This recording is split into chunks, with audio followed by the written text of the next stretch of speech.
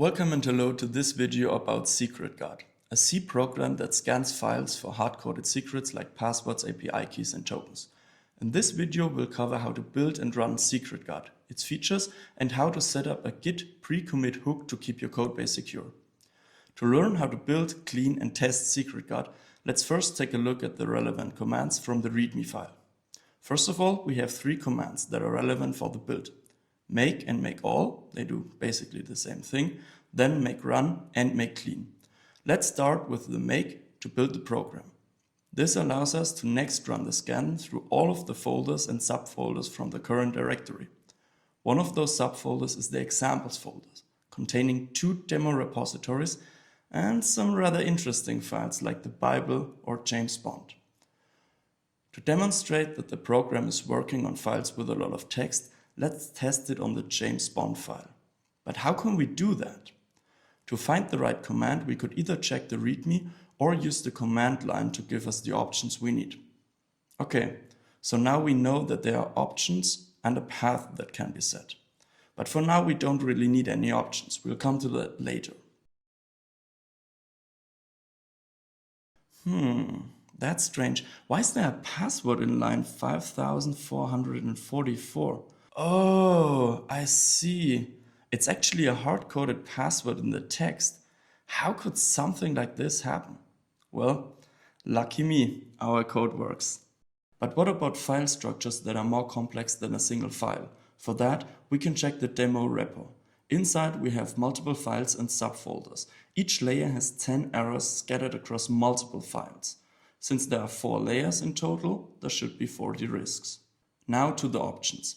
Let's say we want to limit the depth of our security scan.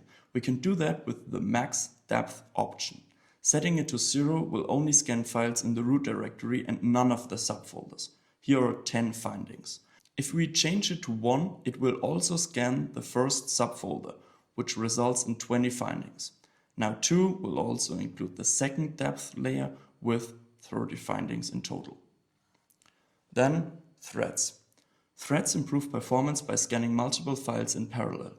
By default, SecretGuard automatically chooses the number of threads based on your CPU cores, so there's usually no need to set this manually. If someone still wants to do it, they can use the threads option followed by the desired number of threads. Next, we have the standard input mode. This is useful if you want to quickly check a snippet of text without creating a file. You can use the standard in option and paste the text you want to scan. After pasting the scan, you can signal the end of input by either pressing Command D or using end of file as shown in the example of the help message.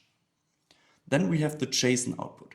This formats the findings in JSON, which is useful for integration with other tools or for automated processing. Finally, we have the out option, which allows the user to write the results to a file instead of displaying them on the console. Let's try that out as well. Here we can run the scan on the demo repo and write the output to results.txt, which should be here.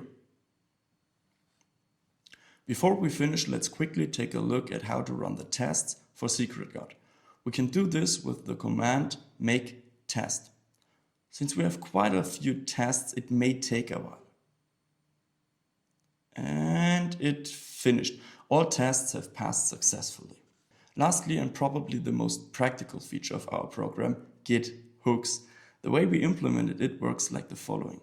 Every time you change something in the repository, add it to the staging area and want to commit the changes to GitHub, the Git hook will automatically run SecretGuard on the staged files. If any secrets are found, the commit will be blocked and you will be notified about the findings. To enable the pre-commit hook, you need to run the commands shown in the README. This sets up the hook and makes it executable. As you can see on the sidebar, we currently don't have any pending changes. Let's change that by adding a password leak to our README.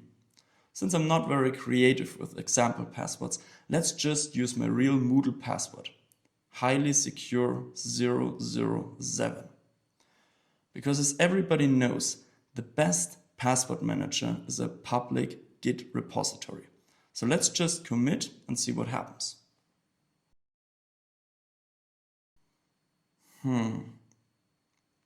Seems like the commit was blocked.